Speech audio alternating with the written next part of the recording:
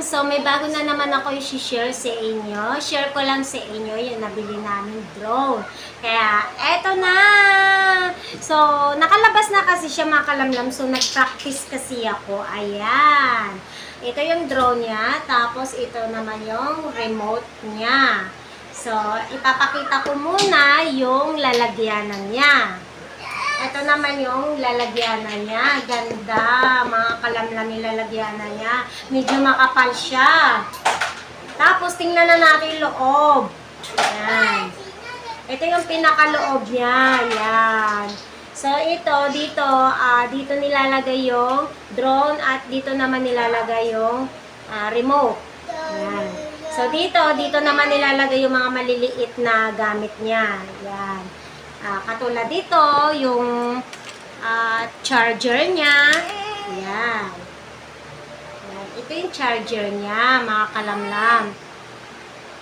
At ito yung pinaka-battery niya.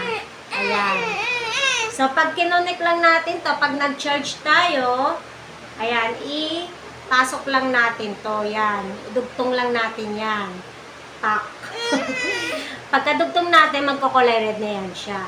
Tapos ito, syempre, hanap tayo ng kanyang kadugtong. Yan, pwede natin siya idugtong dito. Yan. O, diba? Tapos, dito muna tayo sa may drone. Yan. So, sa may drone, meron siyang dalawang camera. Kung makikita nyo, mga kalamlam. Yan. Isa sa taas. Yan. At isa naman sa may baba. Yan. So, yung battery niya na kinuha ko kanina, dito naman yung nakalagay sa may likod. Ayan. Nakikita nyo ba mga kalamlam? So, dito naman yung bawat sulok niya, yan. Meron siya tig-dalawang LEC. Yan. So, kung expert ka na, pwede mo rin siya tanggalin to. Kasi ako, dahil sa hindi pa ako expert nito, nagpa-practice lang ako, kaya ayan, meron akong mga ganito. Yan.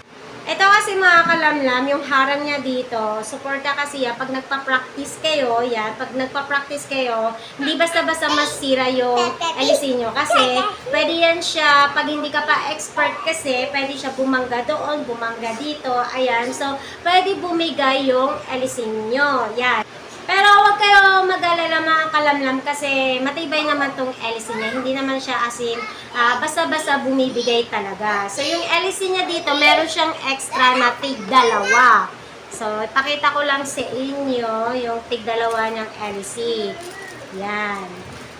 O, diba? Ang extra niya ay 4 na piraso.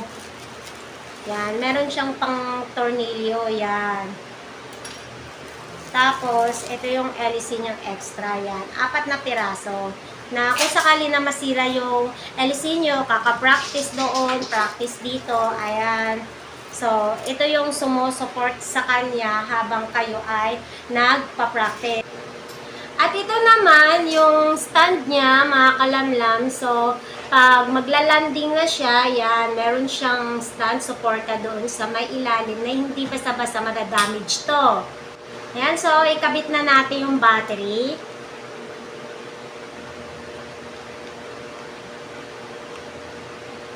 Ayan, so may kabit na natin. Ayan. So, pagpaandarin nyo siya, ito lang. Ayan. On lang natin yan. So, ayan, kung makikita nyo, ay umiilaw na siya. So, pag nag-steady yan, ibig sabihin, okay na. Pwede nyo na gamitin yan. So, ito naman yung remote control niya. Yan. So, lipat tayo sa may remote control. Yan. Pag pinatay, steady mo lang din ulit doon. Tapos, dito naman sa may remote, yan, meron siyang ganito. Yan. Antena niya to eh. Yan. Para hindi mawala yung signal. Tapos, ito yung parang joystick, diba? Yan. Joystick sa pang-drone. Bago tayo lumipat sa remote control, teka muna, ipapakita ko muna sa inyo kung paano ba siya na-fold. Ayan. So, syempre, tatanggalin muna natin yung mga naka-support dito sa kanya. Ayan. So, pag nagtanggal kayo nito, ay paibaba lang. Ganyan lang mga kalamlam. So, ayan lang mga kalamlam. So, ayan, natanggal na yan. Okay. Tapos, kabila. So, yung kabila hindi ko natatanggalin kasi ipapakita ko lang naman sa inyo kung paano siya i-fold. So, syempre, unahin muna natin yung nasa ibaba. Yan. Tapos, dito naman sa may taas. So, ganun lang siya mga kalamlam. So, punta na tayo sa remote. Ito yung remote niya, mga kalamlam. So, ito yung antena niya. Ayan. Ayan yung antena niya. Tapos, ito naman yung lalagyanan ng cellphone niya. Ayan. Para pag lumilipad yung drone nyo sa taas, yan, makita nyo yan dito. Tapos, ito naman yung start niya. Yan, on lang natin yan. So, makikita nyo ay umilaw niya yan. Nagbi-blink-blink siya, pero mamaya mag-steady na yan. So, ibig sabihin, pwede nyo na siya paliparin. Yan. So, pag magpapalipad kayo, ang gagawin nyo lang, ito lang. I-down nyo lang yan. Down. Tapos, sabay up. Tapos, sabay down ulit. Yan, ganun siya. So, iikot na yung LEC nun. At i-steady nyo na lang yung daliri nyo dito kasi iikot-ikot yung drone nyo. Iikot-ikot siya para makuhanan yung mga paligid. Yan, ganyan. So, ito naman yung right and left. Right and left. Yan. Ito, right. Tapos left. Tapos ito naman yung papunta. Ito naman yung papunta. At ito naman yung pababa. Yan.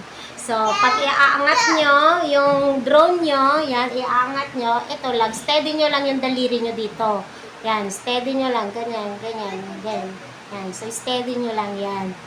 Yan, hanggang sa umakit siya na umakit. Pero kung gusto nyo akyat agad, so, taas agad, yan, parang ganyan. So, ikiklik nyo lang tong arrow na to, yan. So, taas ka agad siya. So, may mga button din siya dito sa may taas, yan.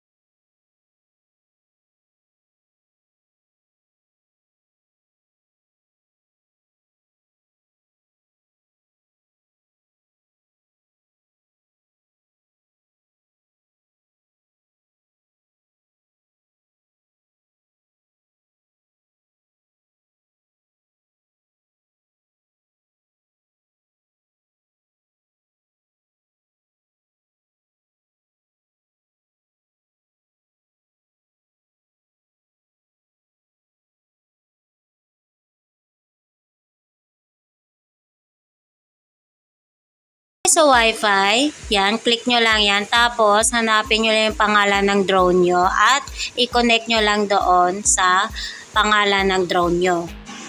At punta tayo ulit doon sa apps na in-install natin. Yan. Yan na yung resulta ng pag-connect natin sa Wi-Fi tsaka yung drone. Yan, aura-aura lang. Aura-aura.